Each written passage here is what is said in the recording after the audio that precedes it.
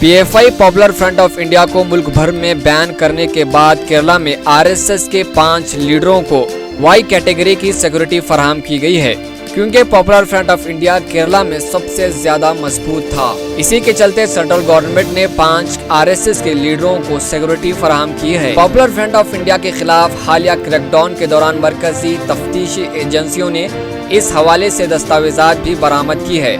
ज़राए ने बताया है कि मरकजी जांच और इंटेलिजेंस एजेंसियों की तरफ से मरकजी वजारत दाखिला को दी गई मालूमात और सिफारिशात की बुनियाद पर आरएसएस के 5 लीडरों को सेंट्रल गवर्नमेंट की तरफ से वाई कैटेगरी की सिक्योरिटी फराहम की गई है। बताया जा रहा है कि केरला के पीएफआई मेंबर मोहम्मद बशीर के घर से एक फहरिस्त मिली थी जिसमें 5 आरएसएस के लीडरों का नाम शामिल था। और आपको बताते चलें कि आरएसएस के सरसंचालक मोहन भागवत के पास Z+ सिक्योरिटी पहले से ही है।